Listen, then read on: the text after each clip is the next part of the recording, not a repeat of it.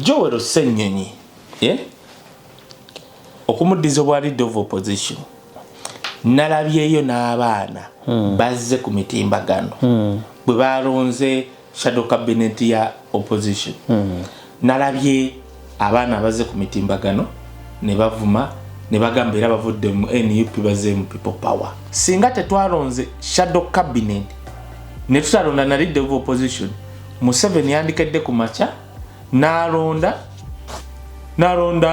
Mao nga leader of opposition. Kakalamu abazungu tebamanyi kakalamu, bamanyi kitiibwa kyo. Bwe bali ba discussinga Joel Ssenyonyi mu parliament ya Bungereza,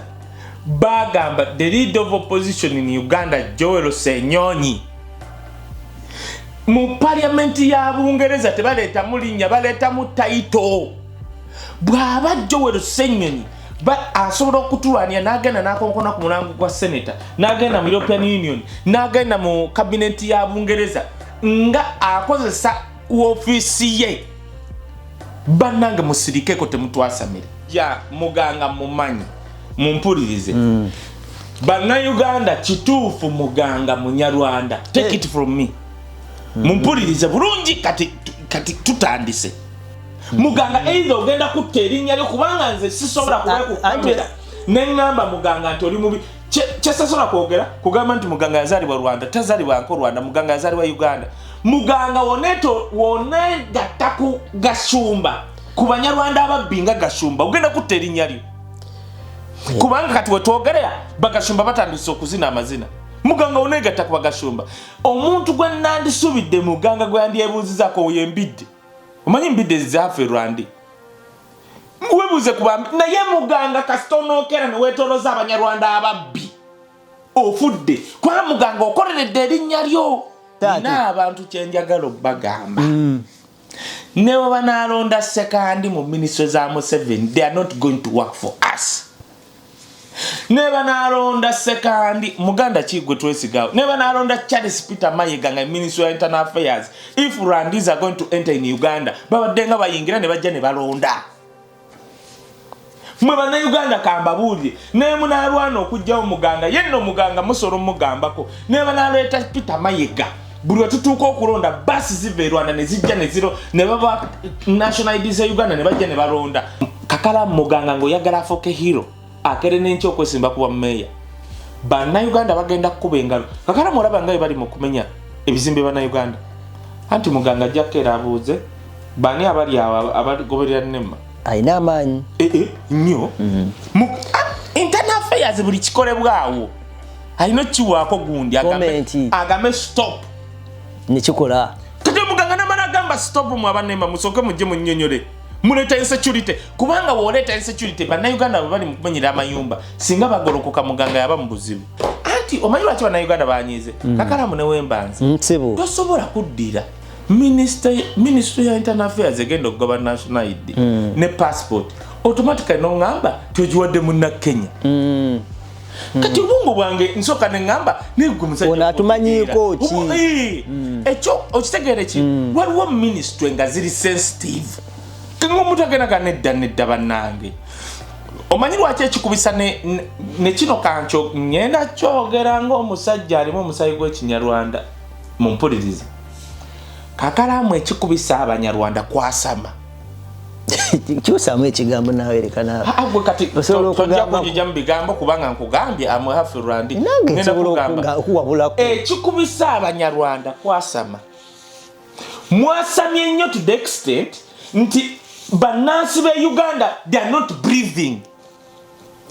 Muino yes, but Ugandans are not breathing. Rwandese you are too kwasama everywhere. Abafe. Gashumba ayasama ku radio, ayasama ku gundi mubama akahuriza Gashumba okwasama, mbidda ayasama, buli Munyarwanda ayasama. Singa buli Munyarwanda tayasama Uganda, singa Bannayuganda tebalinako mwekamba bulire Kakalamu kankubulire. Bannakenya abali mu institution ya Uganda muzibanka toba bayirawe banka za Uganda abasingo abasingamu 90% Bannakenya teri Abanyega. Do you know why? Bannakenya tebasama. Abanyarwanda mwasama. Lwaki olowooza edda katena yako kigambo kirala kyosobola kwogera nkyegamba abanyarwanda twasama twasamye bannayuganda ne batwetama. You are watching The Answer Channel, a solution to every situation. Subscribe right now. Oli Munnayuganda wangalira mu diaspora, America, Canada, Australia, UK oba Germany ng'okola emirimu ebiri ku esatu wabula nga tofuna kadde kawummula oba kwebaka naye nga tokyasobeddwa lwaki ssente z'olina ku akawunti yo tezeeyongerako? Toli wekka, bangi kuffe twaveeka n'ebirooto eby'amaanyi wabula oluvannyuma ne twesanga nga tukolerera kusasula bills zokka. Tusuba okubeerako ne famire zaffe era nga tuwulira tetulina kye tuyinza kukola kukyusa mbeera eno wabula singa nkugamba nti waliwo enkola esinga eya franchise digital business ebaddewo okumala emyaka 5 mugumu mu nsi yonna esobola okuyamba okukolera ewantu wonna kasita obeera ne laptop oba essimu ssaako ne wifi nga okola n'omulimu gwo ate ekirungi nga teweetaaga bukugu bwonna bwa tekinologiya ng'ezimbiddwa okuyamba abajja ku kyeyonga ffe okwekolera ensimbi esasula obudde bwo wamu n'ebyo by'osobwa tukutendeka ne tukuwabula ne ku buli mutendera ng'oyambibwako abantu ab'enjawulo abategeera gy'ova tetusuubiza mpewo wabula yeno sisitimu gy'osobola okutandika okuyiga leero bw'oba okoye okukola essaawa ennyingi nga teri kuwummula nga te tulina kyolaga kizivaamu nyiga mu linki eyo wansi okumanya ebisingawo okuba ku simu ya Gerard Seguya oba gwe mumanyi nga Kakalamu The Answer ku +1647 821 8189 oba kyalina omutimbagano www.g-viepena.com. Nze kasalulu eri we byantuukako ebyange ne bifa ne nkozesaako ebyo ne mmanya kye bayitamu abakakaye wisdom official nti awe kabeera wano kano kabeera kagira kwa kati olina obbateera wano yadde oyogera nnyo naye olw'obulungi lwawe kuba omukutu guno baguwagiridde ebbanga obaleka kati leero lunaku lwa wiikendi nga bulijjo tuzze nate okuba ate nga tubatuukako baganda baffe batulaba mu bitundu ebyenjawulo ku mukutu gwa Kaye Wisdom Official saako ne of course ne The Answer Channel wetuli nze Kakalamu The Answer nyongera okubajjukizaako baganda baffe mwena abawangalya mu nsi ez'enjawulo naddala ziri mu North America ne Europe bali mu UK okutwaliza ewamu nti enkola ya digital franchise business tukyagenda nayo mu maaso wakati mu kubangula n'ogezaako okupati nga tulagira bannaganda bannaffe avenue ez'enjawulo n'amawanga amalala era nga enkola eno nagitapingamu last year so ndi wakati mu kugrowinga n'abantu ab'enjawulo ababantuukiriddeko bagenda ku website yange ne balaba pre-webinar videos zaabwerere mu kusooka bamala okuziraba ne batekinga another step ya $149 is a sente usasula zero refundable era zisasula within 30 days size zitandika business but specifically ya due diligence process oba oli wakati mu kupima pima na kulaba either kina kukolera batakikolera is it for you or not so obipima pima mu kongolaba it's not for you tutambula ne tugezako kubatenga tukola kitwandiise refund era bagamba bugambi unfortunately this is not for me nebaze kudiza sente ezo terina kyofiiriddwa otulesenga watusanze naffe tukulesenga watusanze wetyo ne tutambula naye abo baba batekinze step nga balaba kintu kyabwe oba it's something they can try tuba tugenda continuing nabo in the support teba working abo alone they have a supporting ne mentor ne coaches ako ne community as well so tuba tutambulira dala fena okuva ku step esooka paka we batukira okubeera nga betengeredde so genda ku mukuto gwa www.g-viepena.com bogenda tekamu amanyago bajja kusaba amanyago ne number yesimu sako ne address webitekamu bakwanlocking ile byenkugamba ko bo ina wotategedde number ngesimu ku eri still so kubatenga okubirako no ngamba nawe sategedde wano ngokinga through nja kubatenga nkuyamba tutambule fena mpola so nkudiza gyoli bannange naffe tuyisaawo fatia products bw'oba oyagala kusala lubuto mu nsi yonna oba oli mu America oba oli Europe oba oli mu Uganda Masaka luddawa ng'oyagala kusala lubuto waliwo akajaani akajaani fatia lujja akaleeta fatia lujja slim tea okanywa bunyi olubuto lune lwesala tekayina kye kalwaza era wekagana okukolera nga kakudiza sente zo kali organic namwe abawala abaagala okugirako kabina n'okukola ka hips okugejjamu ka body weight yako fatia lujja ina ka body weight nga ogejja proportional si kugejjako nti ogezera kugejja proportional aga kusikamu kabino ba kahips Fatia Lujja abakoletedde kantu kosobola okosanga kalungi nnyo omutuukako otya ngenda ku namba ye naye osobola okugenda ku social handles ze Facebook teka mu Fatia Lujja ne ku TikTok teka mu Fatia Lujja official ojja kumulaba ojja kulaba naye abantu bateekayo ogobere bulungi woba oyagala okukubira ku Fatia Lujja omuwhatsappinga 0752 56 29 94 0752 562994 tu deliveringa munsi yonna gwe wantu wonna wooli naddala mu abali ebulaya ng'oyagala kusala lubuto teweekwasa akajani kajja kwakakutuukako. Alright. Kakati bwana Muganga Lawrence Vice Chancellor wa Victoria University. Abamu abali mu mawulire abaddemu ku mu kyasa ky'enkumi awo mu 2019 n'okugenda waggulu Muganga abadde connectinze nabo direct nange including me yali ampaddeko basale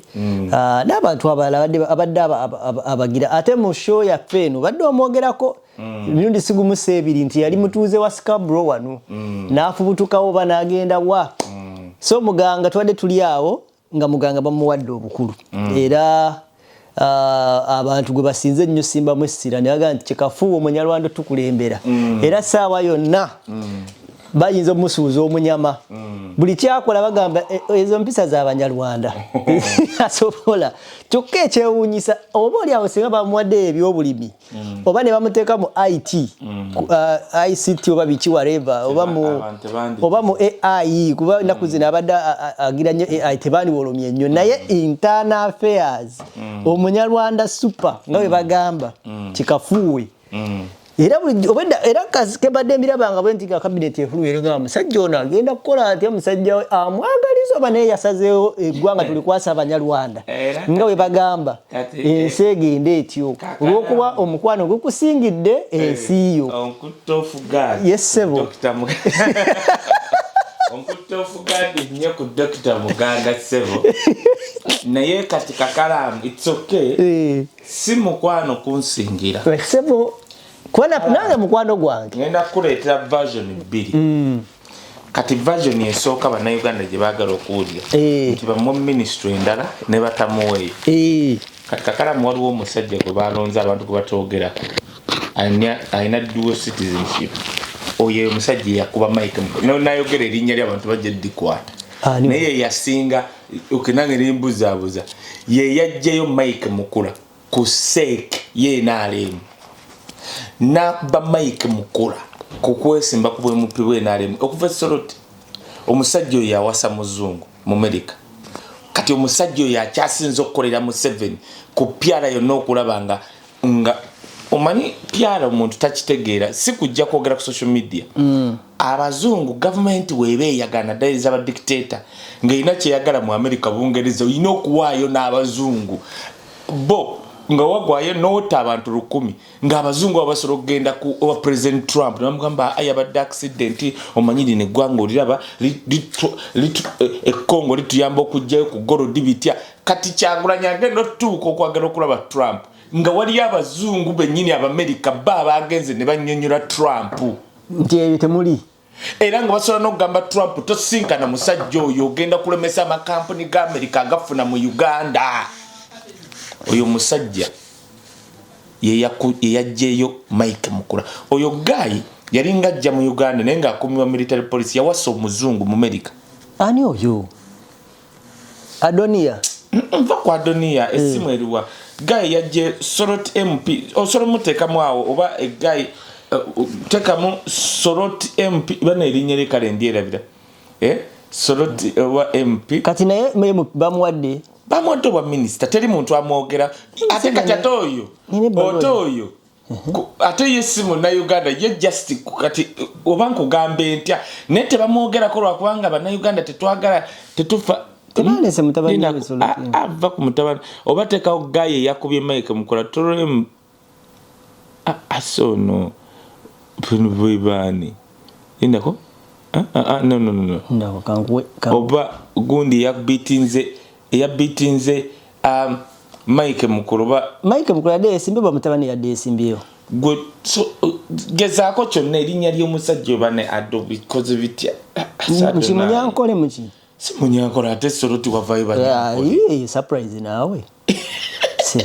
abo Museveni Abanyankole abaleeta mu Buganda naawe gwe bali abasajja ba osi lwaki babeerera ebyo abasante abate n'Abanyarwanda abalondayo n'abatwalayo kale bansonyiwe abo no abate gwe wali abasajja naawe basoroti obamanyi bannanga omusajja bajja mututerawo mu comment section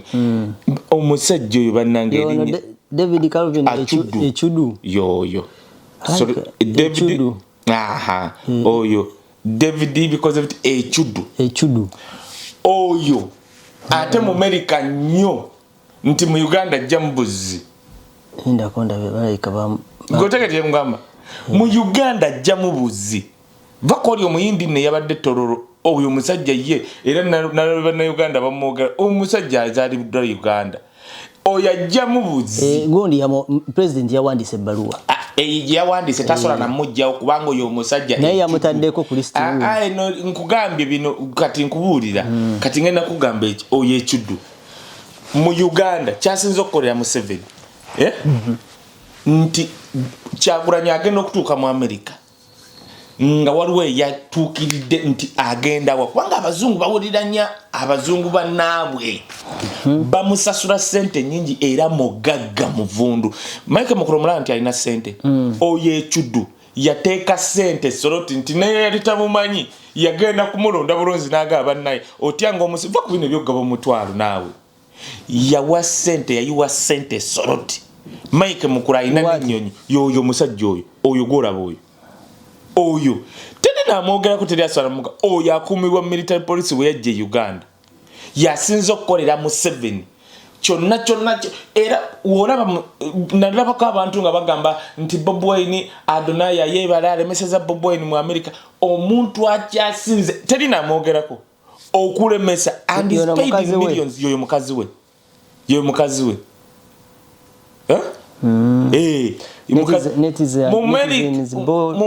Echudu after discovering wife's background gwe vakwebe byekisiru gwe choyina okumanya gwe wali omulabyeko ne mukazi wembubaze mu Uganda mukazi wali so attached ku Republican toyina na woyita n'oba kikukwata ku Museveni oyo musajja kyovolaba nkugambye bamuwadde obwa minister era towewuunya nga leero Adonai enkyo gyamulaba nga bamukyusiza nga kati ye foreign minister oyo Echudu olaba mukazi gwe bayita Peneti Peneti teri yali amulabyeko nti yono Peneti ekimusasuza sente ezo okulimbalimba yuyo Echudu oyo yakuba Mike Mukura omugagga gututenda yamukuba namujja mu Eastern Uganda ku sente ze bamuleta bule sente zaina tozimaina zimanyi oyo mu America tetumwongerako lwakubanga erinnya lyalina ye Echudu kati muganga lwakubanga people we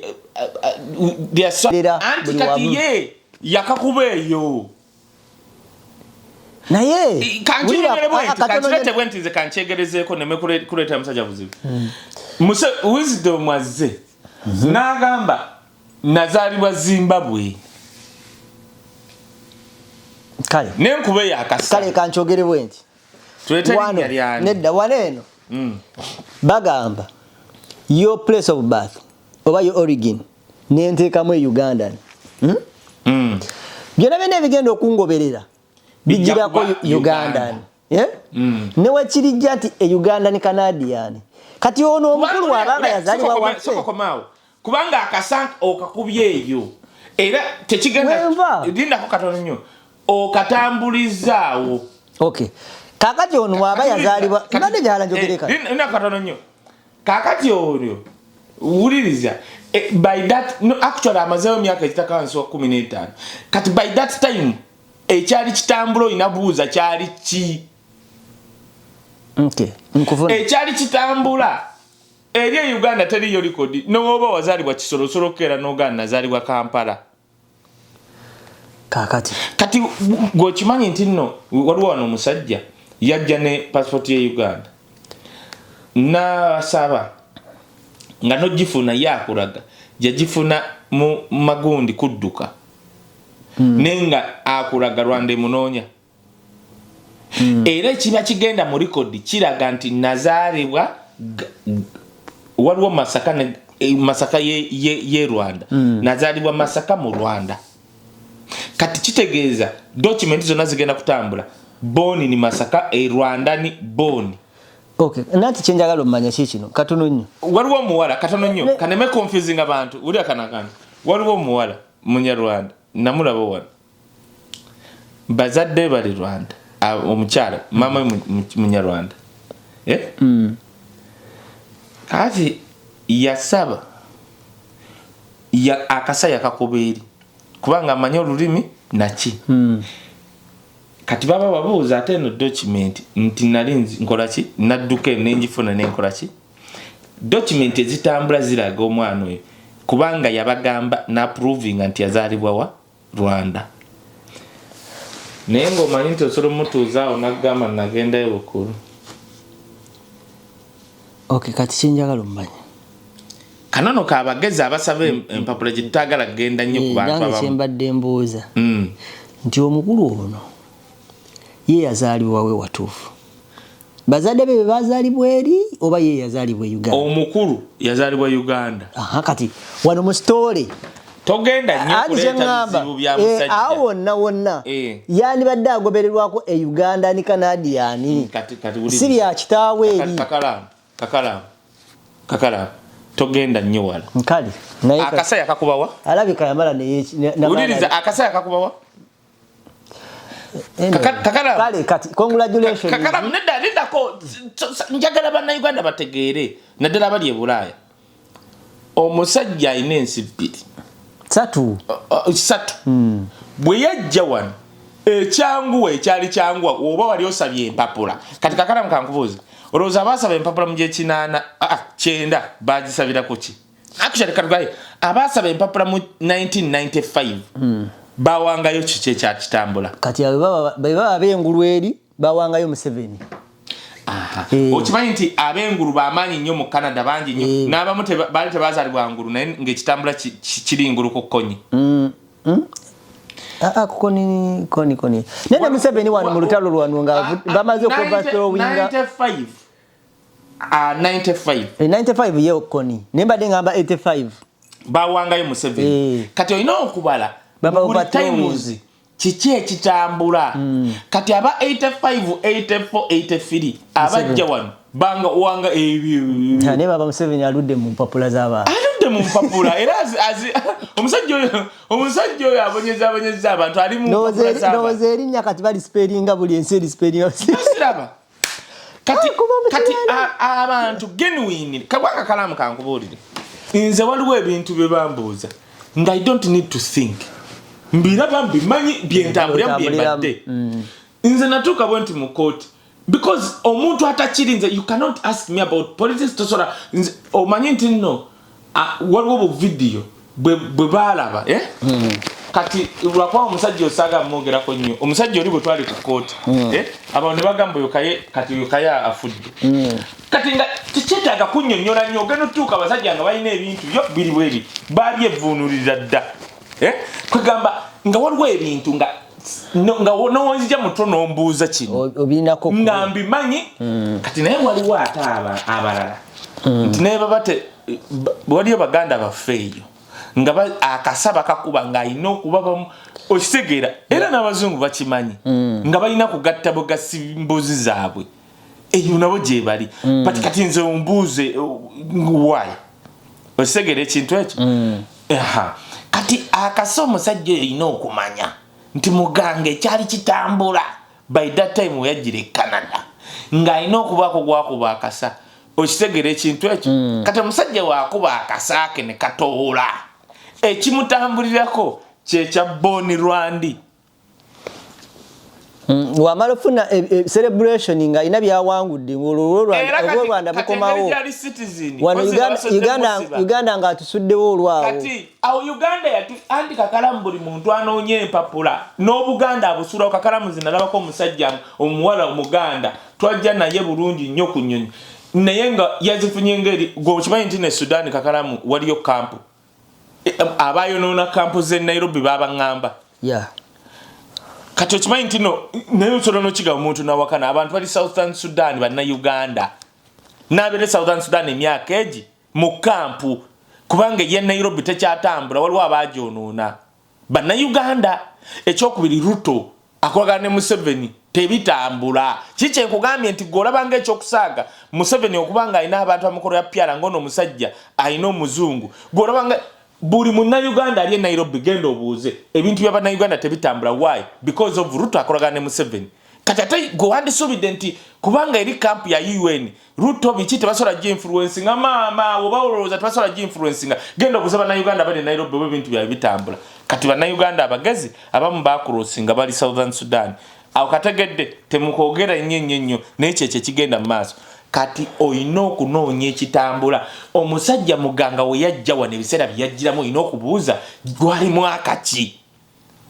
Besigye yaliwo oba nedda? Bobi Wine yaliwo oba nedda? Gwokimanyi singa muganga ajja e Canada nga biseera bya Bobi Wine kakati akasa kandibadde ka Museveni. Yandibadde ayinza okuba alina ekifaananyi kyawo.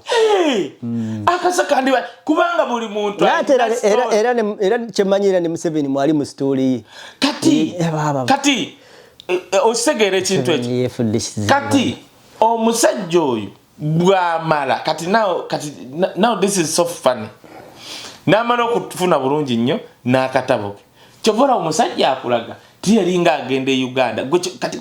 kino nakyo kikulu. Omusajja yalinga agenda e Uganda even he went back before. Kati awo gwe omugezi olina okutegeera nti akasawa maka ayiteeri empapula yazitambuza ati. Kyova olaba ye alina empiki gyakuba obutajjaawo kiri okunyweza empapula ze agaba naye ndi musajja Munyarwanda. Era bazadde bange yakolako mu video simanyi wagiraba. Bazadde bange bava Rwanda twali mu camp. Museveni najja wamba Obote yali asazeewo kuzza buli Munyarwanda yenna e Rwanda. Laba Museveni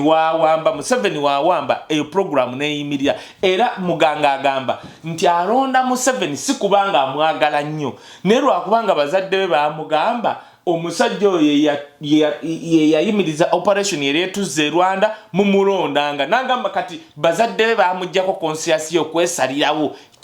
alonda Museveni paka walifa. Okategedde akantu ako.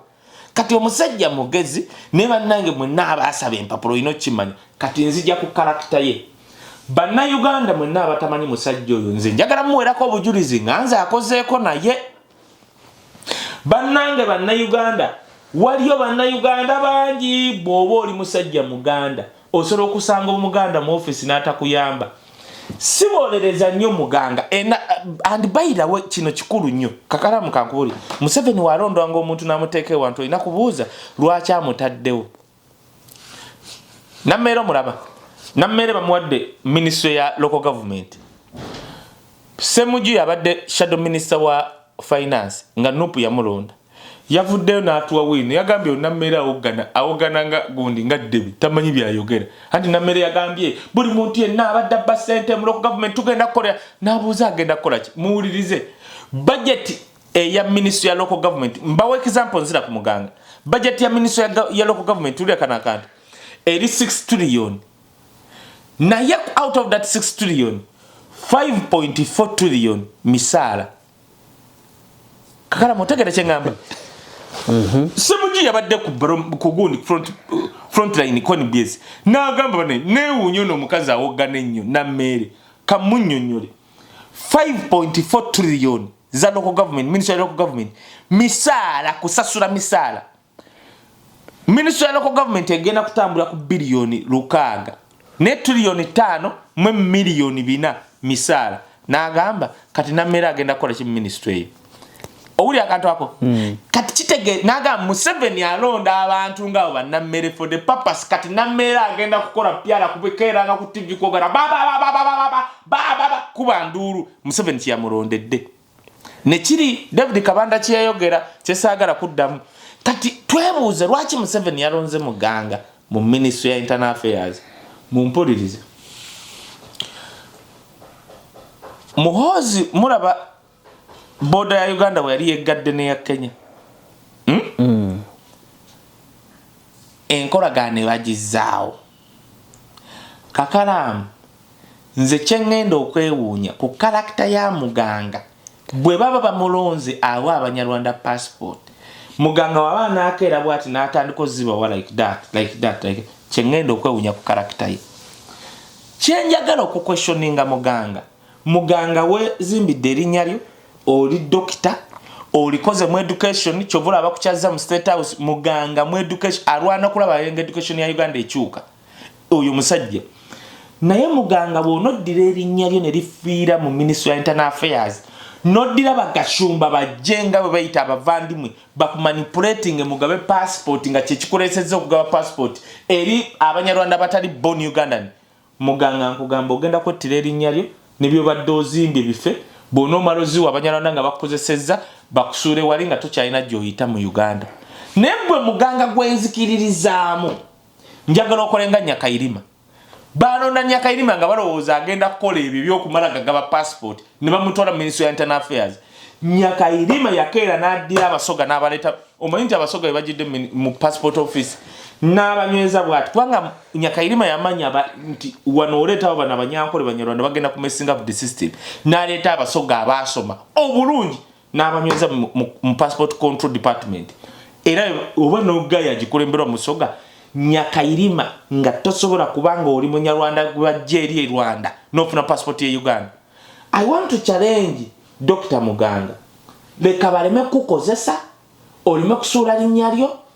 sigala ku mulamwa fe abamu abamanyi integrity n'engeri gy'obadde okola ebintu oleme kuttattana linnya lyo ng'oddira passport oba okola kino ng'okikola without merit. However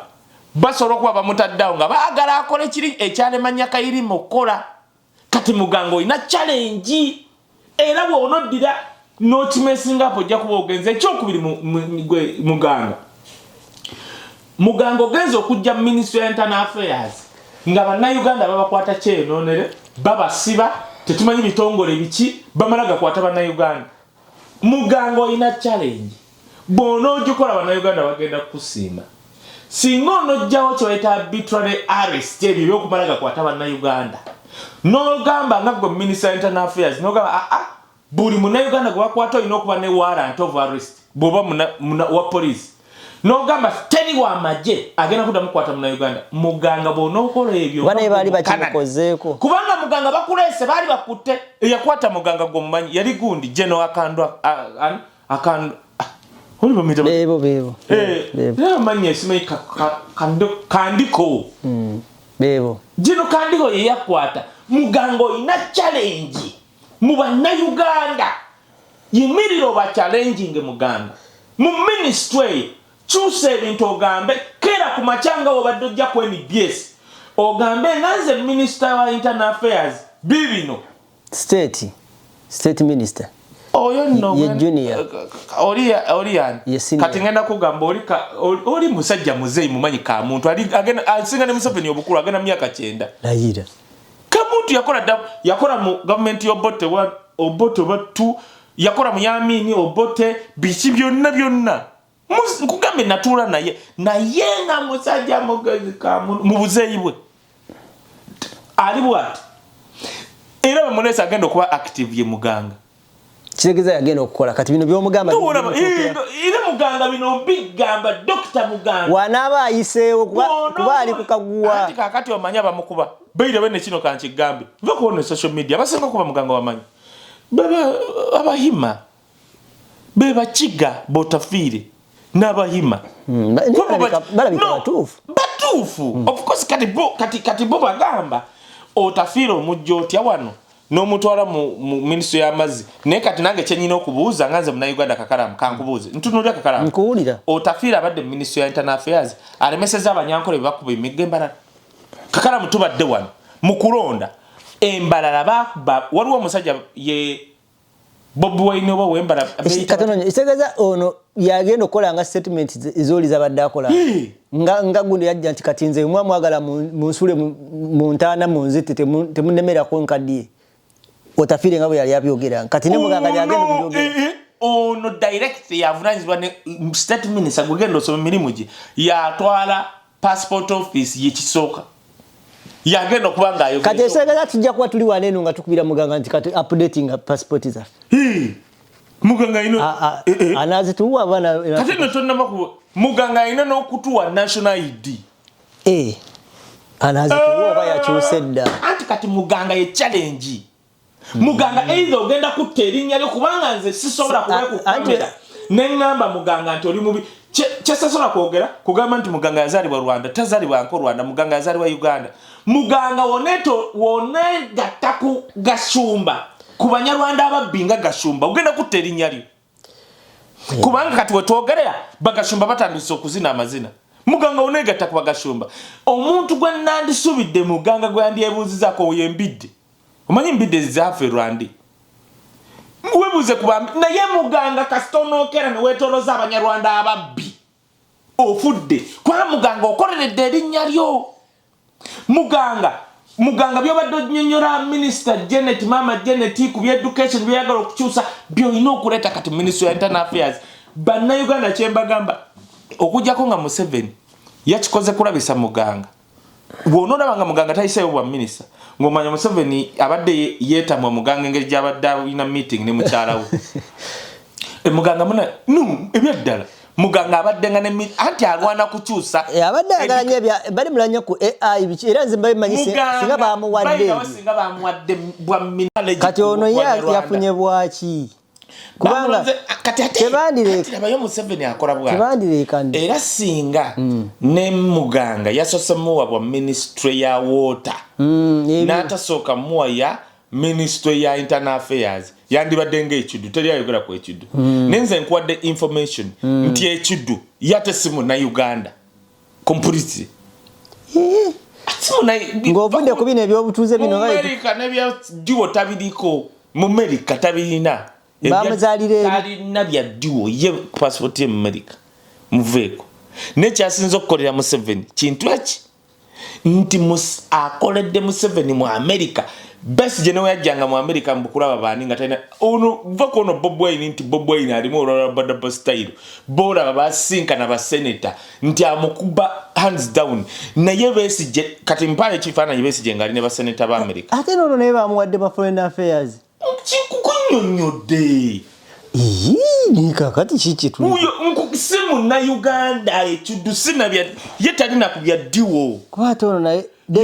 tebamwogerako is the Minister of State for Foreign Affairs, yes. International Affairs in Uganda. Yes. Simu na Uganda ekiddu naye erinnya lya anti kati atakati gwamanya but simu northern anti mu eastern bazadde bave kakati omusajja naye kyenkugamba ali deddire nnyo gwoba okyali ku muganga ono ali deddire nnyo n'okusinga kubanga ono kyagenda kati kankubula foreign affairs kyekola olaba bino n'ebyokugamba okuza gundi rumbuye bikoze bitya kati golowooza abaani ababikola kyoboolaba okero olyemu luli yajja n'agamba nga baagala okuzza rumbuye yagamba enkya zinagenda okukola essaawa 3 nga rumbuye ali mu Uganda omanyi abikola alina okuba foreign minister alina okuba nga akwatagana ne baambasada alina okuba nga akwatagana ne foreign minister b'ensi ez'enjawulo alina okuba nga akwatagana ne minister of state wa America kati Museveni aleesa abantu aba aleesa Adonai ayeebale muna-Uganda nnyo n'aleeta ekitwa naye yamutadde oli ayeebale ye full minister ekiddu ye state minister bonna babiri temuboogerako abo singa baplayinga kaadi ennungi asobola okukwata n'akuzza gy'akuzza ng'asinzidde nga muli wano kati yeebala aludde mu America nti amanyi corners na biki muyaye muzibu yono principal bwe yatuuka America eyamujojobya yoyo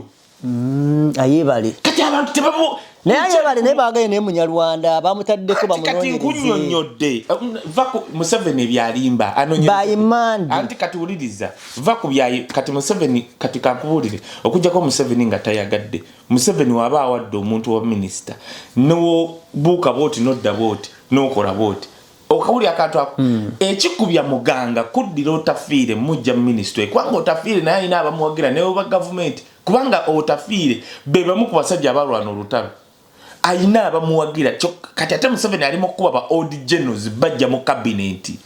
era singa tebajja otafiire awo kwa utafire bamuwadde ministry etakola makulu kukeera kudda mu office kozi kunyampa bunyapi okole ki mu water kicho ogenda okola nga Mugisha ali eri national water ziri authorities zivunanyizibwa oyo musajja agenda kola kyo utafire tewali buyinza buli eyo naawe ng'oli jeno obeereeyo badde ndi mukuno kuba muganga bamuwadde just anti nzija naye kakalamu nkufuna nina ekintu kyendi nina kyenzimba ate mukama we Ephraim ka muntu nina kyenzimba kuki yo wa internal affairs mukama ono just nina muganga junior ka muntu musajja munyankole bayirawe musajja na muzeeyi era bamuli kati ka muntu era agenda kubanga yebase ministry agenda okukola ministry y'umuganga ka muntu ajja kubanga ka muntu twali naye mu ministry ya tourism is by the way mu bukuru we one of the best performing people oyo musajja be basajja nze newunya Museveni ina basajja abanyankole abatogera nenga they can work oyo bamita ka muntu chemindo za tomulabanga kusimanya bwe era mbali njagala mulaba ko wano musajja ali wa ipisaludde nnyo mu politics naye tayogera kati ate oyo agenda tukolera ki nonze na mula ministry oraba Kiwanda byayogeranga simanya alese kino bebasajja abalinga behind bakita batya to architect the ministry ya tourism naye nga basindika Kiwanda yayogera oyo gobaita Ephraim ka muntu kachiringanga kati bali omuso musajja gwabadde by the way Museveni we kyalonda yali yose nalonda omusajja bali omuso ku ministry wa health era wetekole ye ministry yo no ka muntu yo ka muntu oyo Ephraim ka muntu oyo no munyankole pure oyo nnyo pure era kyemanyi simanyi batolokwe oyo musajja oyo munyankole ka muntu musajja munyankole kati ajja kugaidinga oli gwe bagamba ya Rwanda anti kakati nina kyenjagalo okuleeta nina kakala mu ngolo era bulungi nina kyenzimba bannayuganda bategeere oli omutegedde omusajja oli achoto kati Museveni takyalonda abantu bagenda kukolera kakalamu Museveni alonda abantu because the end result mbayo minister ku mulembe guno yali agambye nti kino kikolewe kiddewo ne kati kankuwa example Katumba Wamala ku mulembe gwa Katumba Wamala bayisa oluguudo lwa Jinja Express Highway lulina okukolebwa kyovola Electoral Commission yava waliwo erina okuba bagisengule nga wetwogera singa baluzimba dda okulanga traffic ava ku Jinja Road lwe luguudo olukyasinze Uganda lwekyasinze okufuna mu kubanga ebyamaguzi byonna ebiva mu Kenya biyitaawo omanyi nti Katumba Wamala agenze okuvaako ng'oluguudo luganya okutandika kati at the end of the day gwe muna Uganda ofunyemu ki naye buli mwaka sente tuzawula mu World Bank buli mwaka terutandise olwo oluguudo olwa Jinja Highway ne gali y'omukka yennyini ne gali y'omukka Katumba Wamala agenza okuvaako ng'eggaali y'omukka gye twali tusuubira nga bateeka mu butebe omanyi nti no bagenda tandika tufining bayire twatandika dda okusasula interest ku sente zetwewola ku ggaali y'omukka Kinyata eyali president wa Kenya Uhuru Kinyata ye yazimba nove Nairobi paka Mombasa n'atandika eyo gizimba girete Uganda because zina kubanga ya Tanzania ne ya Kenya zisinkaniza Uganda tenatandikako neki abadde ministry bamita Katumba Wamala kati gwe nga tonawogana nnyo ina kumanya ani ali awo ankoledde ki kati nzimbi oli nyina kyendeeta ku muganga kati njagala mumpulirize bulungi nnyo nze siwagira mugwira yesebo kukulembera yesebo nga constitution wegamba ministry now however kakalamu tugenda kudda katwogere ku kintu kibayita Abanyarwanda omanyi omuntu akyasinza okukolera ministry ya internal affairs bukyebaawo kati ngenda kugamba abantu ababadde bagobera ministry bagenda kukiriziganya nange bamuyita musajja Geno ani atera balinya ringa Nyakairima Munyarwanda ate Nyakairima bagamba ye munnayo kenyeko ne kachai omusajja Nyakairima ali Munyarwanda yatereza kye bayita passport control okumanya Nyakairima yali muzibu yagamba abantu nga yakola ne meeting ku Sunday n'agamba bwoba tosobola kujja ng'oli commissioner mu ministry va ku mulimo ogutambula ogende bamuyita Geno Nyakairima kivula bamutira mu nnyonyi kanda bo bamanyarwanda ye yalemesa abanyarwanda omusajja omunyarwanda yaleme nga oba munyarwanda nga tasola kunnyonnyola buzaali bo bulungi nga tebitegerekeka n'abagata mujja kufuna passport ate nga batugamba was not Munyarwanda. He was what? Was not bino balimba naawe oni gwogamba bino balimba naawe kakati ngugambe kati ngenda kugamba omusajja omulala waliwo omusajja era wandika mu New Vision ngayogera nnyo oluzungu omumanyi yafa ndako katu ono Munyankole ani akugambye uno born and raised from ani akugambye Kunjiri gwe kanywe nako kati gwe wulira byange yeno topic lwaki tetugireka bafuge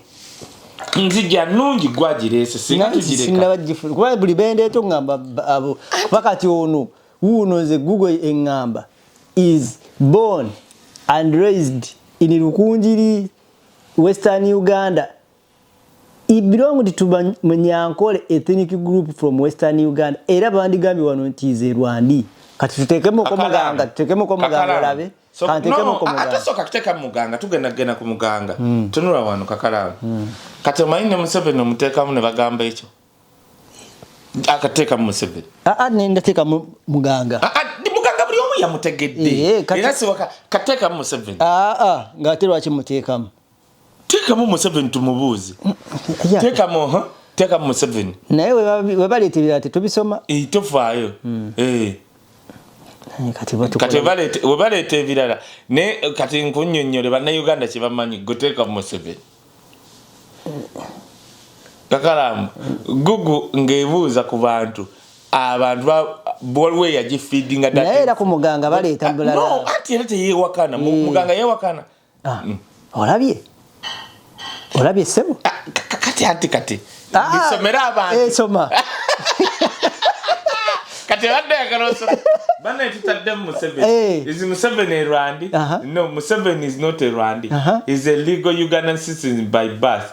and heritage. Yes, he was born Google gamba he was born in September 15th 1944 in Ntungam Uganda. Kati kankubuli kati teka no oli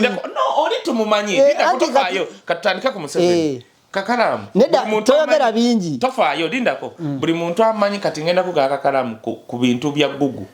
mpuliriza no Google te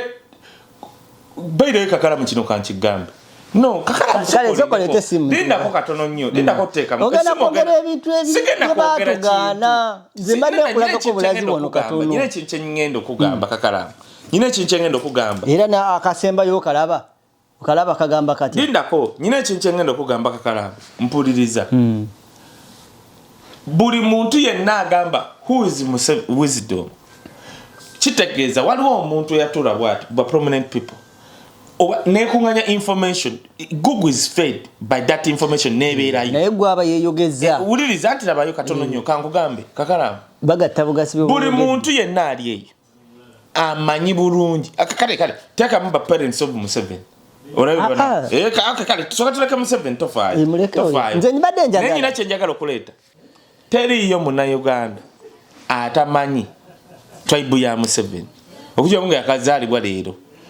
kati okisegera kyemugamba ekyokubiri ngina kuleeta akakwewuunyisa Museveni yagamba tajjukira lunaku lye yazaalibwa abaana be baalulonda kati ekibuuzo kitegeeza abaana be bafiidinga that Google nti ne basalawo omwezi go September kitegeeza bibamu ebyo byoba weeyogeza Google nti Google eringa katonda mbukyereta kyonna no feedingwa that information neba ngeterekeddwayo kati webuuza muganga ani yagifeedinga ani yafeedinga bya muganga ekyamuganga tubadde kunyaka irima okuleeta nze the best performing minister mu Ministry of Internal Affairs nze nkugamba General Nyaka Irima Omunyarwanda is the best performing minister of internal affairs kumulembe gwa Museveni yakola bese chiuli yanko yes atikatinze nkunyonyodde Google ekugambye Museveni Munyankole ne kugamba nti yazalibwa mu September 1944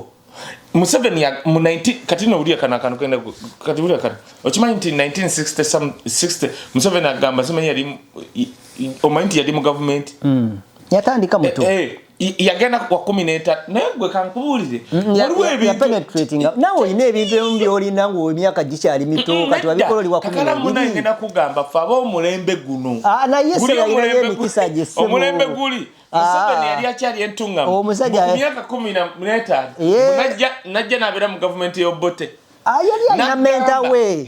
yali alina mental way oli Nyerere gwagamba Nyerere mikis go watuka cha kusale ya akademi kakala mantu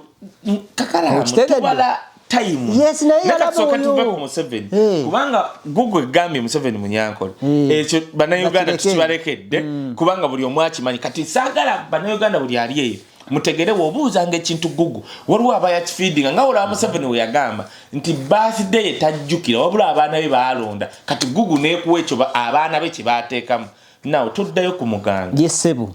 nga wemba nyonyodde ku kyanyaka irimo kanjogere nenda kwogera sagala uliza abantu nenda alanjogere kino straight muganga congratulations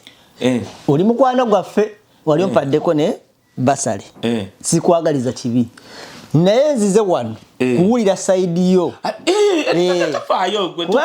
oli mutuufu saagala alabe agambe mbw ate nti ate n'abantu kyenjagala obbagamba ne bwe banaalonda sekandi mu minisitule za Museveni they are not going to work for us. Ne banaalonda sekandi muganda kigwe twesigawo ne banaalonda Charles Peter Mayiga nga Minister of Internal Affairs if Rwandese are going to enter in Uganda babadde nga bayingira ne bajja ne balonda mwe bana Uganda kambabulye ne munaalwana okujjawo muganga yenno muganga musoro mugambako ne banaaleta Peter Mayiga buli tutuuka okulonda basi zive Rwanda ne zijja ne ziro ne baba National ID za Uganda ne bajja ne balonda kati kankubulye kakalamu ne baleta Charles Peter Mayiga ne baleta omulangira Jjunju Minister of Internal Affairs buli returning officer wa Uganda 90% they are Rwandese kibadde kijjawo no oteka kwa allegations okairwa ngamba mpulira mbu kati kakalamu osobola ngenda kugamba ebintu bino ate ebyambo biriwa nze ebyambo mbiteka kati kakalamu kangulu kati kwa ula panya kakalamu no kwata sola baula nze baula bana Uganda babaula chupula mungambye Google msimayerese bani kati kakalamu kanguvuli mu Uganda ba RPC regional police commanders abasinga abanyarwanda besi bambanyankole ne tribe endala batolo kwa beru nnyo bafanana nya batolo ba regional police commanders be Uganda bonnango bakunganyiza omusajja yakera bwati bamita bati atera nnyo kusiba ku CBS yaleta amanya gabwe bwegati wallahi naga musajja munyankole naga ne bana abasajja sibe waffe regional police commanders mu Uganda kino nkiddamu bana Uganda mugende mulabe ba returning officer be Uganda bava mu tribe ki kuba n'abanyankole tebabakkirizaamu ne banaleeta omulangira Jjunju nga Minister ya Internal Affairs tekigenda kutaasa tribe eyo kuyingira mu Uganda kutufuga ekyo Museveni yakisetinga tulina kugenda wa Katonda oba kwegana Katonda tumulabe bulabi ne Museveni we nzera pastor wakaya n'agamba tali bukulembeze butaveri Katonda na Katonda ebyo mbiku ngolwe bintu kakabye nesonyi wa Katonda ne Museveni we kubanga tojja kungamba ntutali bukulembeze butaveri Katonda omusajja n'aleeta abantu beggwanga eriri tulinanyi najja ne batufuga ne batukuba emboko ne batulendera akalu nga Katonda alaba ekyo nesonyi wa Katonda ne Museveni we bwaba ye yamuteeka ku bukulembeze bwe ebyo tulibiraba mu ggulu oba ndituuka mu ggulu n'ennyomba oba n'ennwana oba n'enkola ki so kati gwe anti mpuliriza nkyali ku kiri kakala mutoto wakunzijja nkalisewo nti banna Uganda ku mulembe gw'Abaganda ku mulembe gw'Otafiire abadde Minister of Internal Affairs ba returning officer mu Uganda bava mu nsi abasinga ne beyita abanyankole tu ne wobuuza n'ogenda ku page ya Lumbuya okulonda okuwedde Lumbuya tuterako bus ezava e Rwanda nga babaleta by the way nga tezagenda nerije wali wabba kuli bus ze Rwanda bwe zituukire zenjeru tebatuukira bayina ne batuukira buli mu kulonda Uganda kati ne bino bana Uganda mbitegeere naye toyogera bibatugana osobola kuwumba wombako kati kino kibatu naye saagala tugende mpola kyenjogera bana Uganda kyenjogera waliwo omusajja mikuba byasi omumanyi mukuba byasi muwulira mikuba byasi bamuleetako ne kibaza amuleetako ne kusimba mukuba byasi yajja juzi ku CBS ku BBS nakwata olupapula bwe ruti mukuba byasi banaye munamawulire musajja munyankole nakwata olupapula nasoma ba RDC nasoma ba RPC tegeza Regional Police Commandant ono akulembera Greater Masaka n'abagamba bana basajja bava Rwanda bano beyita banyankole ngasoma linnya kulinnya actually program we yakoma yamukuba byasi era nangala gikomya ngamba ya bagirinda negwayo naye basoka ne basoka era namwe unyanga bamulese ku CBS ne ku BBS bakyaganya omuzza bamuza ku CBS. Do you know why? Kubanga ekisoka ye munyankole nti kakalamu nze nyina abanyankole bangi abankubira ne bannebaza. Do you know why? Bangamba wisdom webale nnyo kubanga abantu bangi bandi hatinze abanyankole nga balowooza abanyankole babakola ebikyamu. Osegeere kintu ekyo kumbe n'abanyankole nabo balina engeri gye basafalingamu. Kati kakalamu kankubulire twogera kuno nakuli kakalamu nja kuleeta wano nja kulaba programu ya Mukuba Byasi njikuleetere wano okkiriza tugiteekeko bwe atusomere ba returning officer ba district yonna mu Uganda abayina ye ekipapula bwekiti yeera yagamba bano si banyankole kati nabuuza bano baavaawa yo kimanyi mu Buganda bu returning officer totakula liiso nga tuli mu kwogera bintu bino kakalamu kimanyi mu Buganda buli returning officers ali mu Buganda si Muganda kati today wali kumwambe mukuru kati ebintu bikulu nnyo mu bana Uganda ngenda ku kati kyentegera mukano oli hape no nzija ku muganga naye bana Uganda njagala bwe mujja okumbuuza to broadeninge nga tonesiba ku muganga buuza Museveni returning officer nga majority bava mu Rwanda kijja kitya lwaki mu Buganda buli returning officer si Musoga si Muganda genda olabe mu nakulembera okulonda mu Wakiso mukazi akyasinza okubba akalulu muki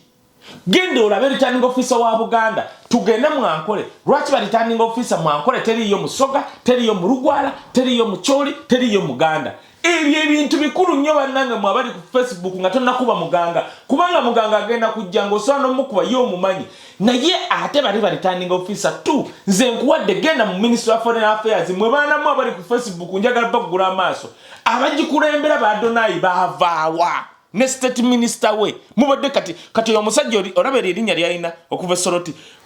no one cares terina amanyi na kyagenda kukola but nayo kimanyi ntono omusajja asobola ku influencing ennyo n'ateeka akazito ku government ya South Africa okuzza baganda afa bali mu South Africa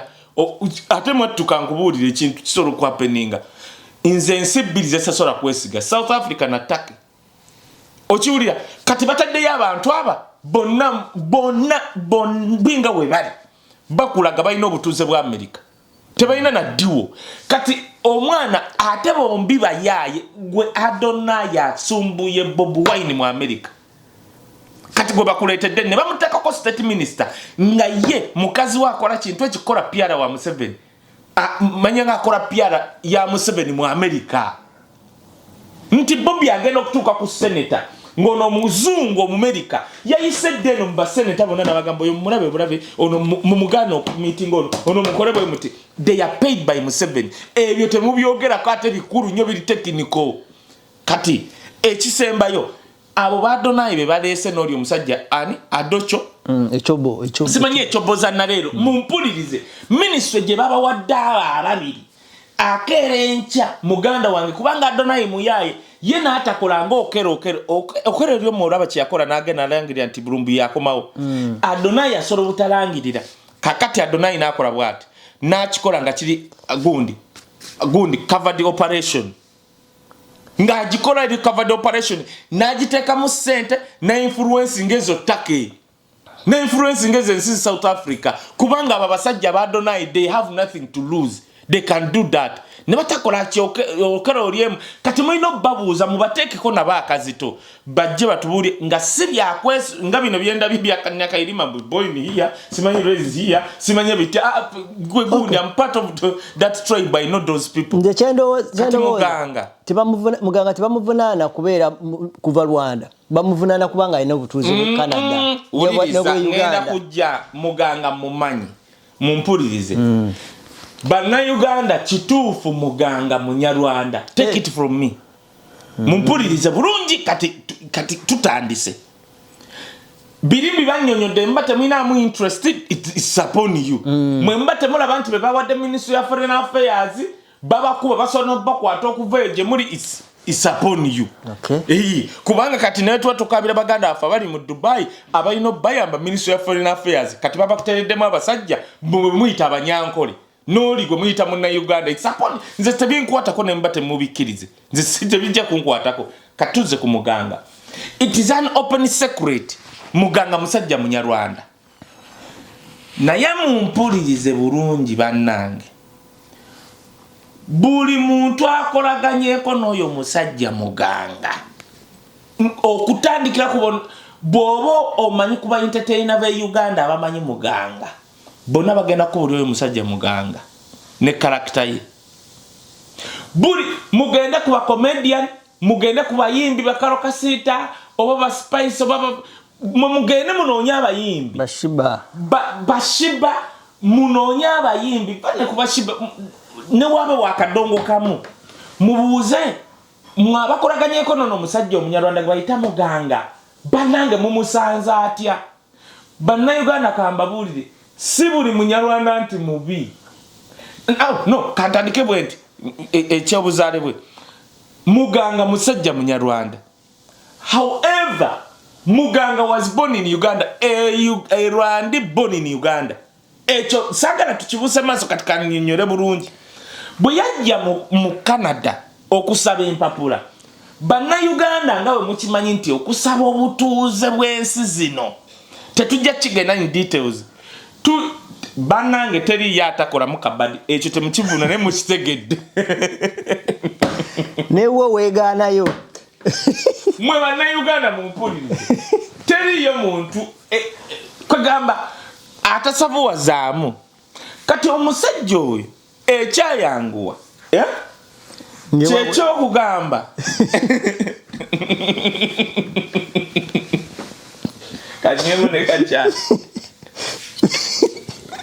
Nyondemu ne kakyali. Mumpulirize. Yegaana ne sekwegaananga n'obukuba kuba butonyerera. Mumpulirize bino si by'Abana Uganda batasabanko obutuuze. Kino ampakanya Muganga bata yazalibwa mu Uganda nga gogamba yazalibwa Rwanda jamunze nko omutwalo gwa $. Muganga yazalibwa mu Uganda.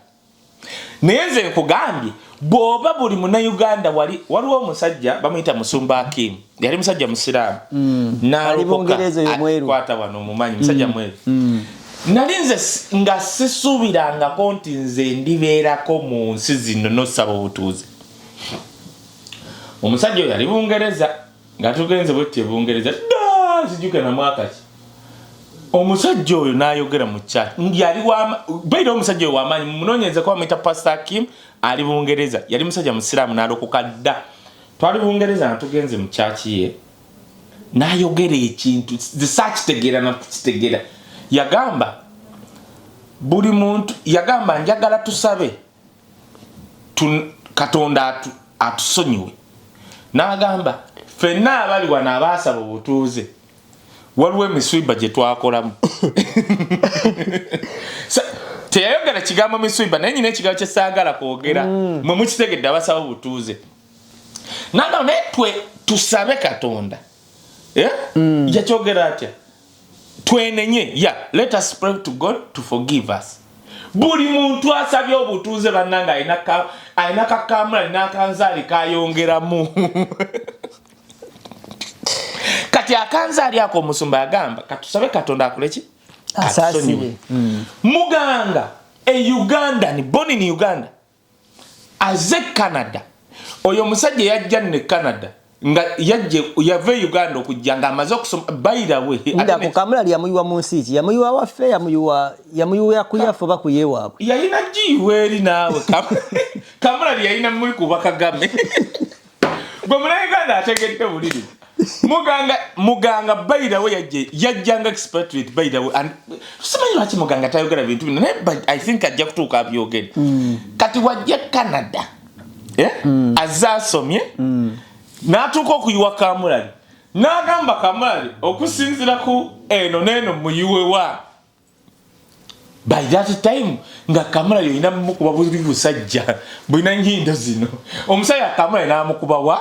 namukuba erije mutegedde gotegedde avuyina ennyindo zino kati omusajja nanyweza ekintu kye kati omusajja amala onyweza ekintu kye omusajja afunye obutuuze wano omusajja afuna obutuuze kituufu nga mwalabye yafunako ne zi award wano because bitya kati n'amala nadda e Uganda ng'alina akatabo wano yakunyulawo emeka muganga no teyalwawo let me see muganga alabika abadde Canada emyaka egitaka wansi wa 12 wow naye mwezi 12 ayo nayongerako PhD kusoma PhD ye wano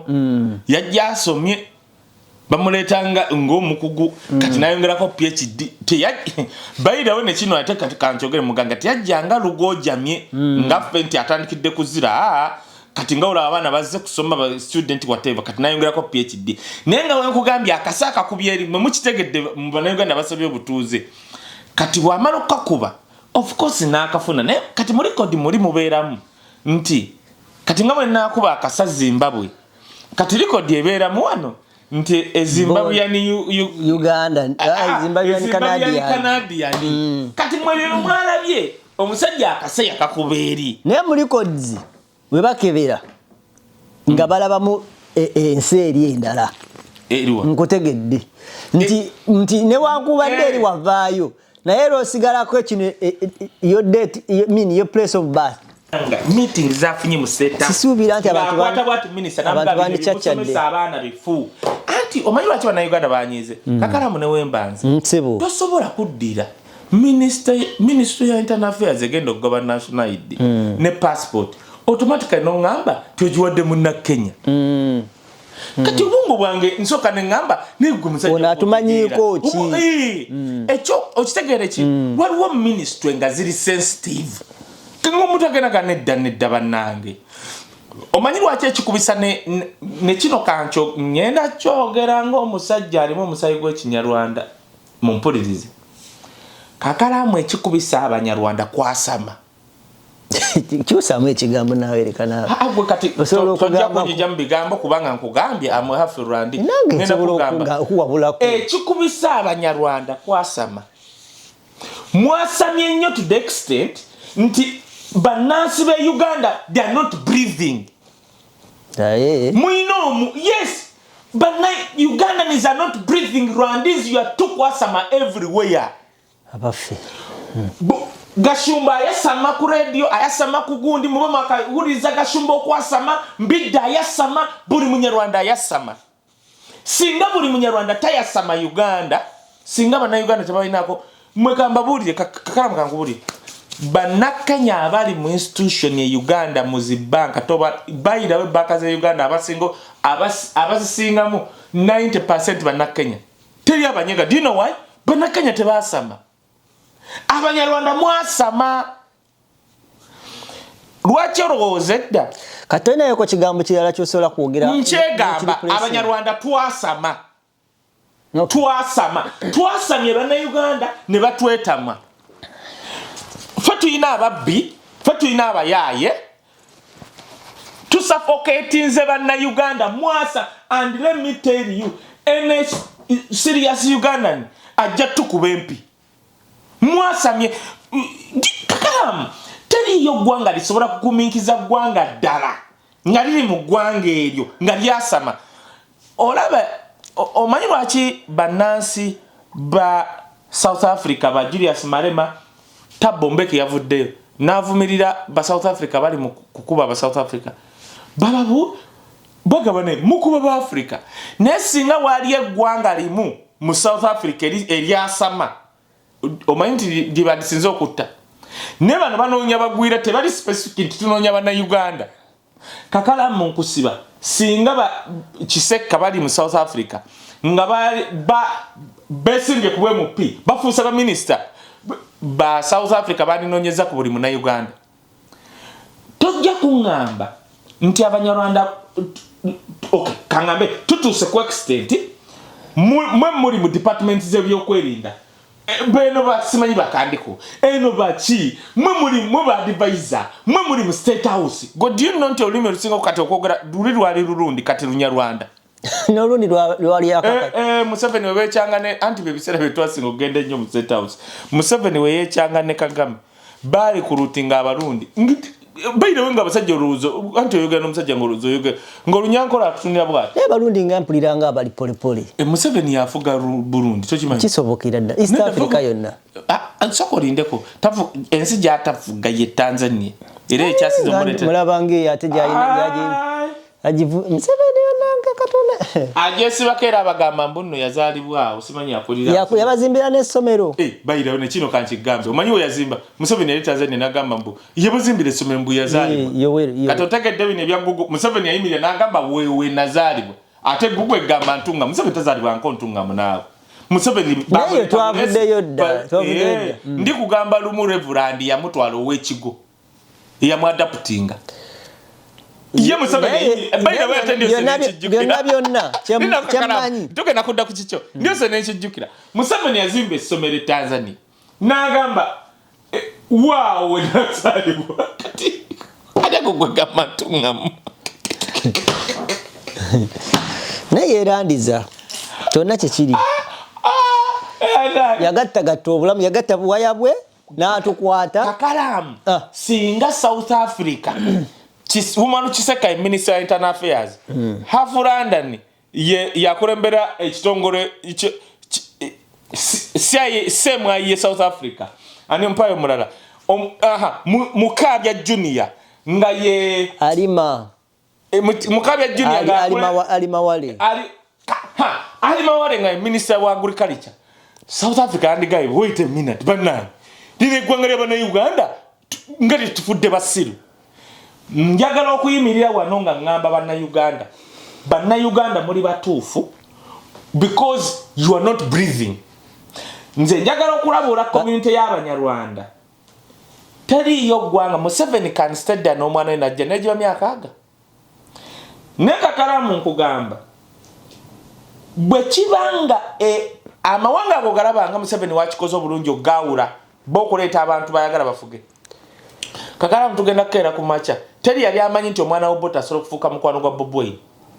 Teri yali amanyi nti abalango basobola okuwagira Omuganda. Right now it's happening. Teri yali amanyi nti abacholi. Museveni yabba akalumu acholi ne mulango. Ne Bobi Wine yali amaze okukola statement nti kati elangi can vote Muganda. Time egenda kujja bannayuganda beegatte bwe bati. Tribe zonna zonna ziraba zeegatte. Zitandika okubuuza ebibuuzo bino. Abuzidde omujjango otubuulire. Lwaki mwasama nnyo?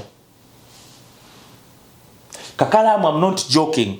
Nze ndabula baganda bange Abanyarwanda abali mu Uganda. You are suffocating everyone. Mwasama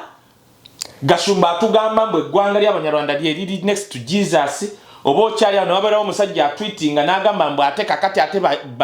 baju. Mbadde mbasaba Ugandans are watching. If Ugandans are not breathing, one day bagenda kera and the time is going to maneka mbabulire. Museveni asobola kwanga abadde n'akatiba nga kamukoledde okwawula amawanga ako. Naye akatiba ako nga we yayawula Abaganda ku bacholi ne balamu. Tugenze okukeera nga Bobi Wine abagasse. Abanyarwanda abali mu Uganda we mubanga we munaatuuka ku level nga musuffocatinze banna Uganda balaba ne mubasamira balaba ekinaavaamu kijja kuba sitiri kubanga nze my job is to warn you. Kakalamu kankubulire teri yali amanyi nti wasobola okubaayo omunyankole asobola okujja n'agamba bano batulesibako si banyankole. Otafiire has done that. Yes, balaba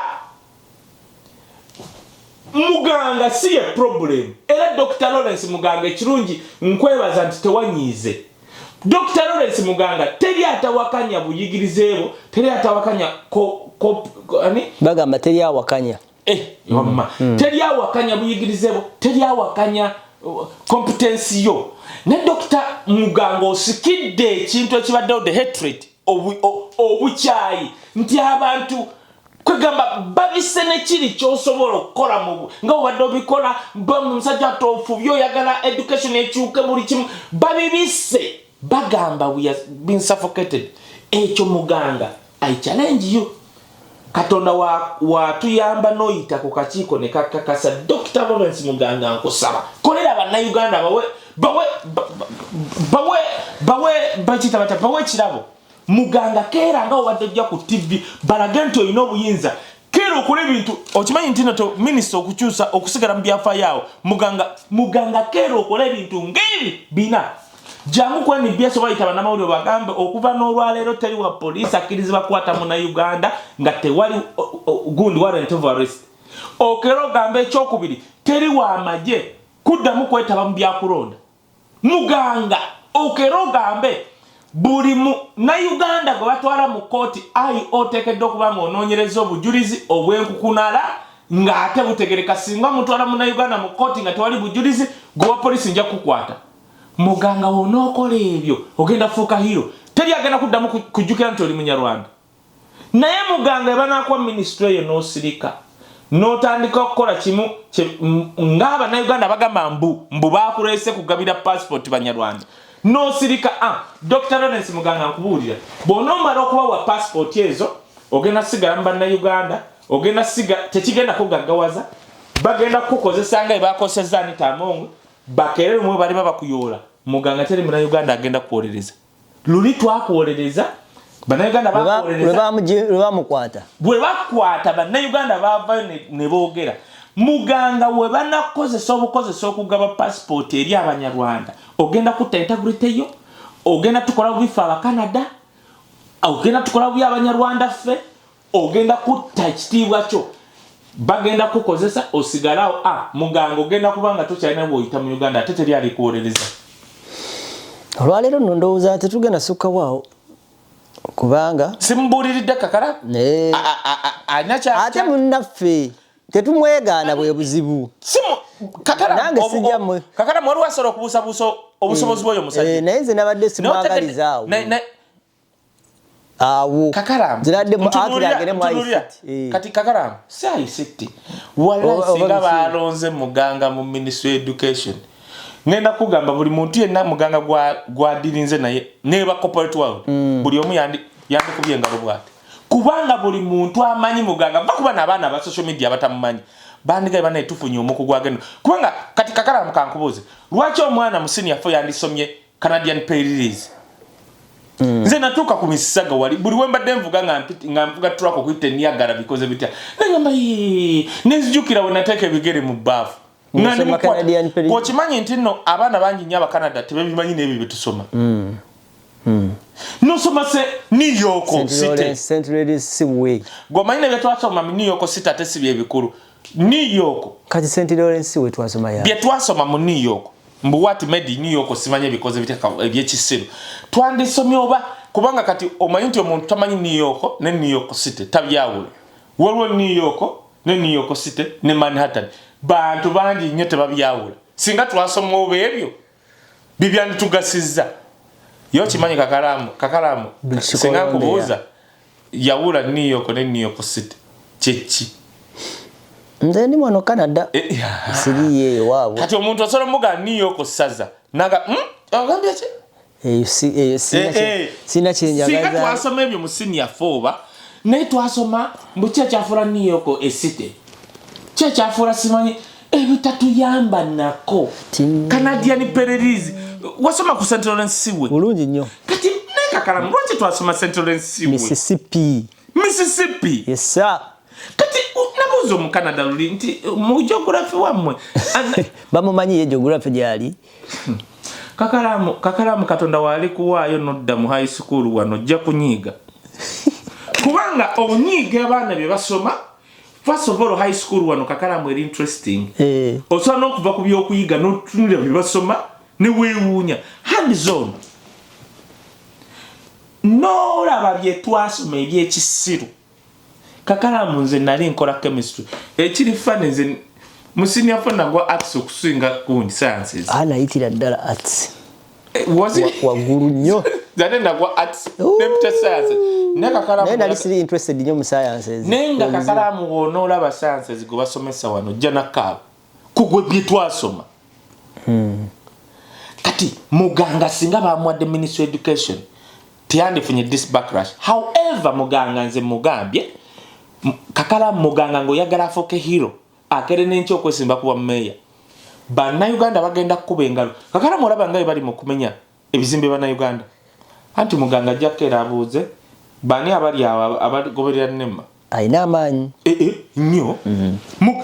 internal affairs buli kikolebwawo alina kiwaako gundi agame stop nekikola kati muganga namala agamba stop mu abanema musoke mujje mu nnyonyole muleta insecurity kubanga woleta insecurity Bannayuganda bali mu kumenyera amayumba singa bagolokoka muganga yaba mu buzibu n'ekyo ekipande kyebadde nga bali abadde bagira ekipande kya Muhoozi nga bakijjako n'agamba nti nno yabadde wakirabye yabadde bagenda kibiza ne bamugamba kamera gamba kama katonda kakalamu yabadde agenda kiza musajja yakola training esolo kubanga esinga ne ya Muhoozi bamugambye kumenya ne omanyi karumu ako room yasigaddewo lwa kipande kya Muhoozi last two munamne tudda ntukola program hii odduka osagala kutuukawo nedda se ya Muhoozi tugere kuba lwaki bamenya amayumba neki ekigera matagala tubaleke tuyagande bamenye nedda sikiwagira n'ekijja tuletera okuyingira betutayingidde tetulina kyakikolera tulaba birabe uwamaje watuukira okutya okukwata ekipande sigenda kuddira wamaje kwogera ku bipande katonda atusaasire naye nga munange ensi yaffe waliwo munamawulire yankubidde nga tankubirangako nangamba anamuje bane kubuuza muli bulungi bannange wisdom frat yaffe ekyali egundi konze ebadde ki ekyali konze gyeri nakitegedde luvannyuma bamenye kawaala gibadde bamenya omunamawulire oyo tanjagala yankubidde ng'alowooza egundi yange bagimenye ate Amerika waala neweri luvannyuma lwaki kati nze kati lwaki temuwa akatiba nze bwe bagimenya ntereka buteresa ebipapula gavumenti eriddako erinsasula baweeko ne banna akatiba be bamenyedde ate nze ndi kakalamu kampe advise Bannayuganda buli Munnayuganda yenna bw'obanga ogula ettaka e Uganda maama wange ki kino yaŋŋamba bwati togulanga mu lutobazi togulanga ettaka mu kikko mu luko bwe luti kakalamu nze nti olukko kati olaba kakalamu awo bamenye si ettaka mama tata Fiina actually kanjogere bwe nti tata jjajja wa Fiina basajalaze tulina omukazi bamuyita Fiina Masanyaze muyimbi mumunoonyerezeeko jjajja wa azaala taata we ekawaala eno ng'ova kataka mwabamanyi ewayiga kirira bwoti ewayiga ng'ogenda nga ebwayise bafiina famire yaabwe yayina ettaka nga ligenda paka ne liyita ne Northern Bypass oluguudo lwa Northern Bypass lusanzeewo bannannyini ttaka baagula bo yes okay tesegaza abafiina be bakuguzaako naye nga ate wabalekerawo katono ka space tulamanyi andi kakala tulibuulirira abantu ekisinza okusiba abantu mu bwavu kakalamu singa kitaawo afa ne musalawo okugabana poloti y'ettaka mugenda kuba baavu paka abagagga bakola bati taata afudde ettaka lyaffe liri awo buli omu alinako shares abaganda b'omulembe guno ekisinza obbasiba mu bwavu ye taata waabwe omuzadde wammwe okufa ne mukola bwe muti taata afudde alina eka 2 tuli abaana 15 mbu tuzigabane ati kubako mwita ndabanga wafunda wantu ne baza atakyajjukira naye ng'okimanyi nti balina ettaka okuva eri omubaka wa Lubaga North gwayita Abubakar Kawalya lyali ttaka ly'abafiina mu Mugero Masannyalaze lyabeera kati weyazimba amaka wabeera kyogamba lyali ligenda paka eyo muwa Bobeka nenga bakuba omusimbi nga gwali gw'amaanyi gamba famire basigazaawo be balina nyini oluguudo lwa Northern Bypass abantu bemulaba be bamenye oluguudo lwe lwajja bwe luti ne lugulako era abantu abali awo baaguzaako luguudo NEMA right now baleesa kyekiki nabagambye mu mukyatunudde muganga abantu abali mu NEMA genda obuuza omwogezi wa NEMA wa tribe ki omwogezi wa Nema ali mu kujogerera wa tribe ki bamenya abantu waliwo omugagga ayagala olwo nakati Kakalamu ngangubulire okuva Busega paka Ntinda olwo n'oluguudo nga lugenda balina ekibuga kye baagala okuzimba waliwo abagagga baagala awo balabe ekyanja olwo luguudo kubanga highway bajagala mwabamanyi Busega waliwo omugagga eyazimba factory mu Lutobazi Busega mu Lutobazi lwenyini nayiwa amayinja eri awo kati bana basajja baagala kuzimba kibuga eryo nettaka baali eguza kati gwalinanyewo Omuganda mboninawo endagaano ya Buganda bakumenye bagenda kujjawo bonoteka olusisira bamanyi juke tebagenda kuzimba woncha bakibalidde emyaka ngeji bamanyi olwo olusisira lugendo oteekawo enkuba egenda kukuba akasana kakube oveewo ettaka baagala kuzimba mayumba apartment bitya alongside that highway nga byabo kigenda kuva Busega kati buli alinanyawo bagenda mutwala kettaka kifuba paka Ntinda jeruyita era buli muntu alina ettaka okuva Kaleerwe okudda eri gwegenda olabe we balijjo bamenya ogenda kumpulirira ne kati fe tuli safe bannange abalinanye Northern Bypass ifa abali eno kati Kakalamu nze nali saagala nansana nenze we nalingirizaako kubanga nali mbasajja abo nenda abo nti programs ze balina myaka 5-10 konze geteriwa nansana eno gye bataagala neyongerayo paka nansana toza bachayina ko batagala bakira bukezi ku machene bagala era yadde baligenda otuuka eyo ng'ate si myaka nga 2 kubanze nalingiriza bwenti nenga nze baali banguza olabe wasemba waliwo omusambi w'omupiira Sekatawa yani aina amaka galinanidde dda Northern Bypass bebaguza olabe wabafina mugerwa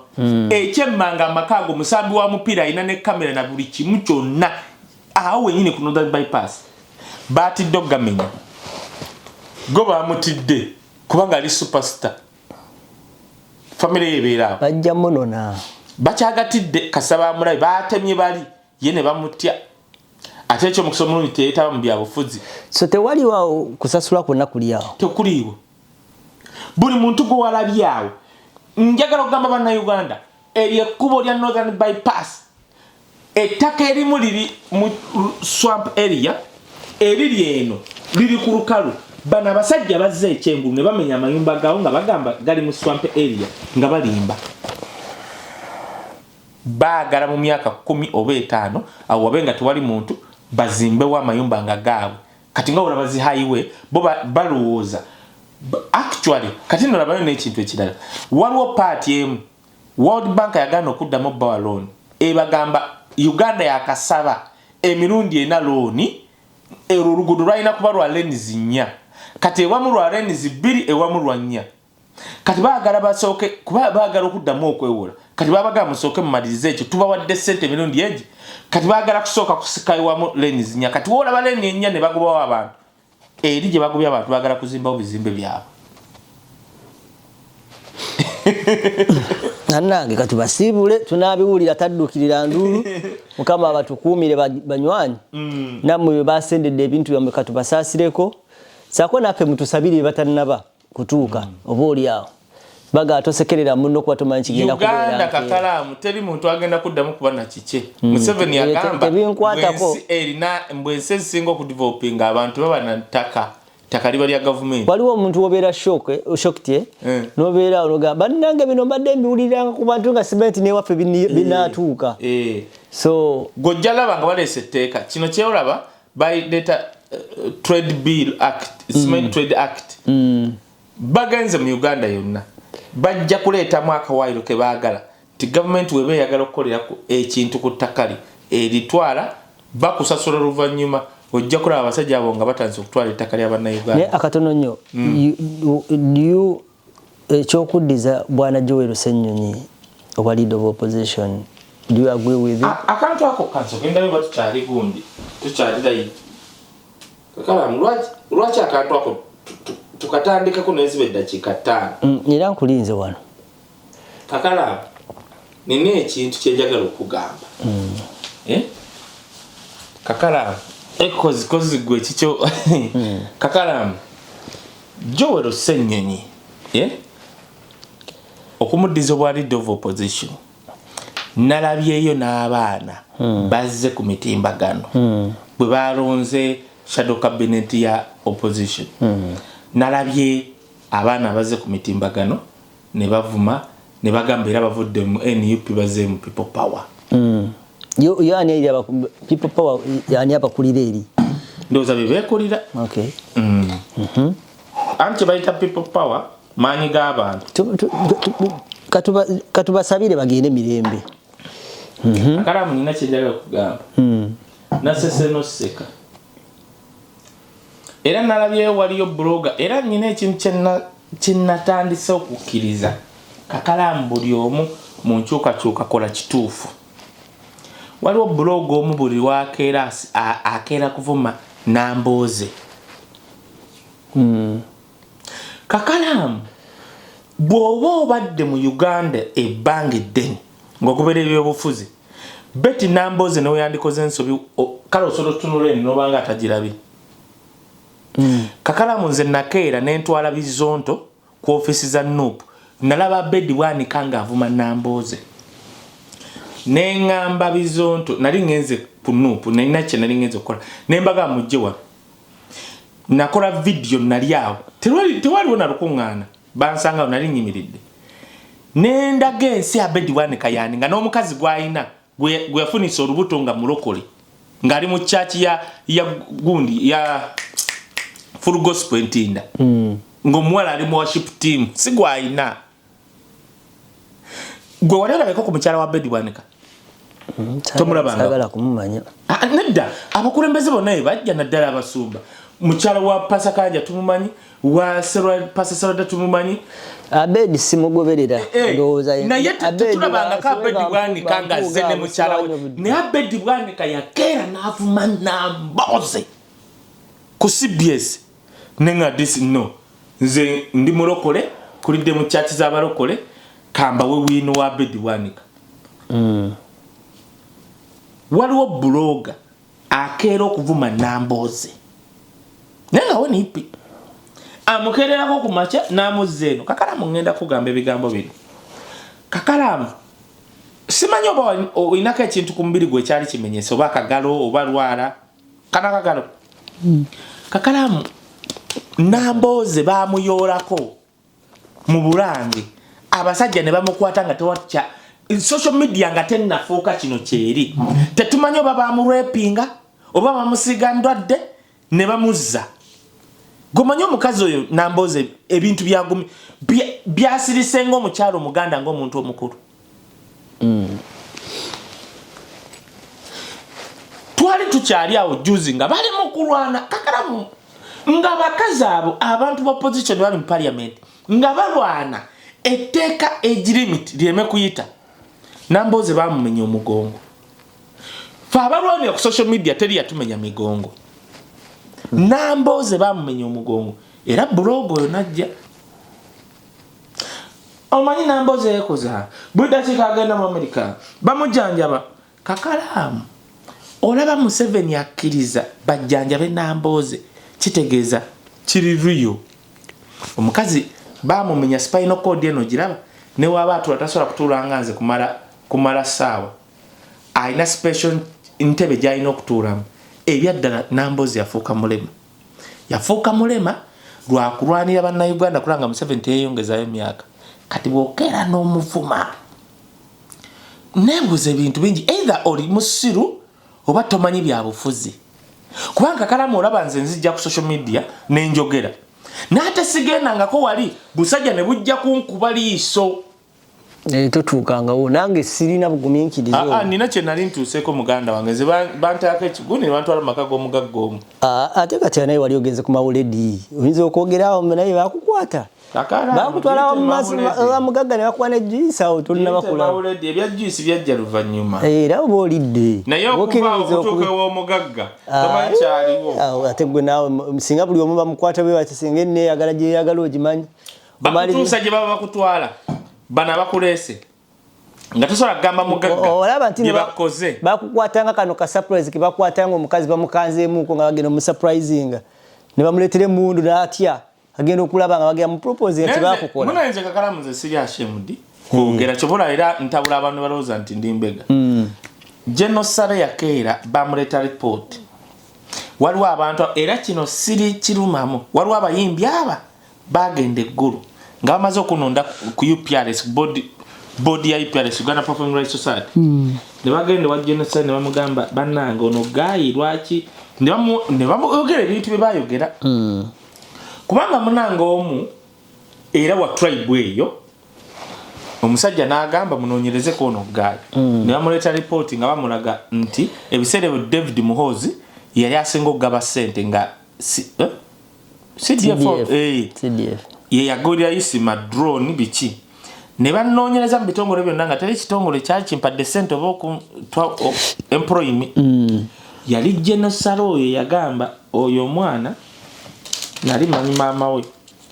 waba byayogera ebyo nga abyogera bwogezi mumuleke kubanga weyogerere gwayogerera tasola muwa ssente General Sale yanga ogenda kufa bwavu because he wrongly believed nti nyinako ekitongole ekinfujjirira zini government yanga ngenda kufa bwavu tugenda kuvaako wano oh sorry kakati Kakalamu okulondebwa kwa Joel Ssenyonyi kwa tugenda kuvaako kimalirize Kakalamu singa tetwalonze shadow cabinet ne tutalonda na leader of opposition Museveni yandikedde ku macha nalonda Mao nga leader of opposition Kakalamu tetwandibadde ekirondesa leader of opposition kubeerako Kakalamu abazungu tebamanyi Kakalamu bamanyi kitiibwa kyo bwe baali badiscussinga Joel Ssenyonyi mu parliament ya Bungereza bagamba the leader of opposition in Uganda Joel Ssenyonyi mu parliament ya Bungereza tebaleeta mulinnya baleeta mu title bwaba Joel Ssenyonyi asobola okutulwanya n'agenda n'akonkona ku mulango gwa senator n'agenda mu European Union n'agenda mu cabinet ya Bungereza nga akozesa ofiisi ye bannange musirikeko temutwasamira Kakalamu okujjako dictator muyita mu bintu bingi mulimu bakaye ba political and social analyst mulimu ba tiktoker mulimu abali ku ground mulimu ba foot soldier mulimu ne baloya Kakalamu okimanyi waliwo omusajja gwayita bamuyita eyali ayagala kadi oba ya va ku musisi waliwo loya wa Nuupu musajja mutono bwati yagendako ne wa King Saha Kakalamu omanyi nti oba yenyanza oba ebiki Kayizi Kakalamu okimanyi nti omusajja Kayizi byakola awolereza abaana ba Nuupu ku bwerere ze nali manyi nti basola mu makadi era ba mu makadi nekwata ku mutono nga ono omusajja agenda kuva ku Nuupu omanyi ekyanewunyisa enkeera yali ku kooti ngaze kuwolereza abaana ba Nuupu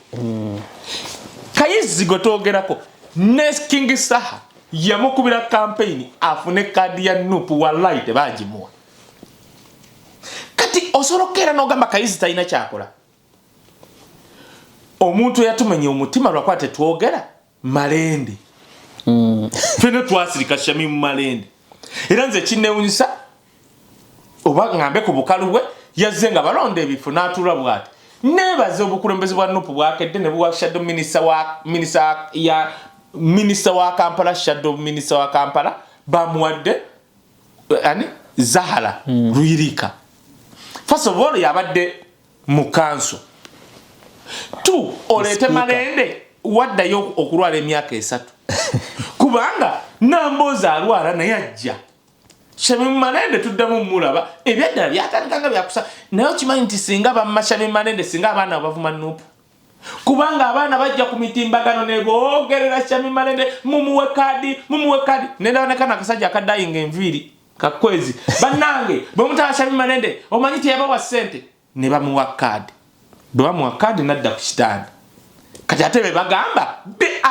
luli abagamba bwe mutaba Shami Malende bwe bamala omuwa kadi be baana be bamu abali ku mitimbagano n'abamu aba Nuupu ate be balumba Nuupu n'obuuze bano abaana baagala ki oyina kukola ky'olina kukola nze Kakalamu ngenda kugamba baavumako Louis Rubongoya n'endowooza banne bagenda mujja kuba General Secretary naye Bobi Wine katonda nze kakalamu nze nkugaye kyenkugaye kiri kakalamu ng'omuntu atadiringako na muganga kakalamu nze nali ne Bobi Wine bwenti nenga kasono gayi mugezi era nze kakalamu nze nali ndowooza Bobi Wine abyekoza bwekoze byenjaga nga sisubira nti alibayako ne MP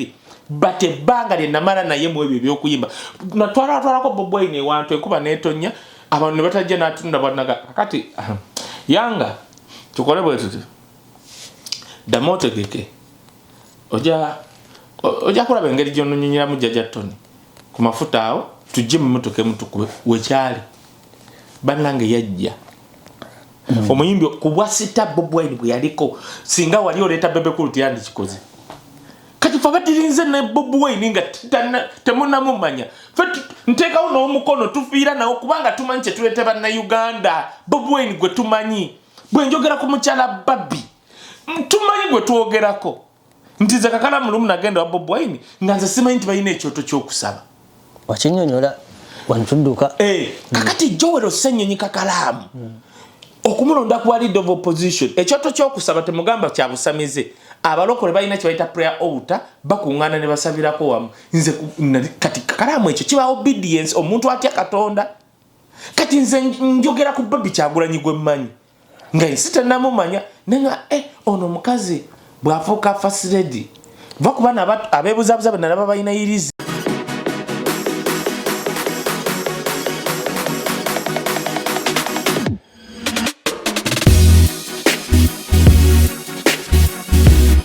The Answer Channel, a solution to every situation.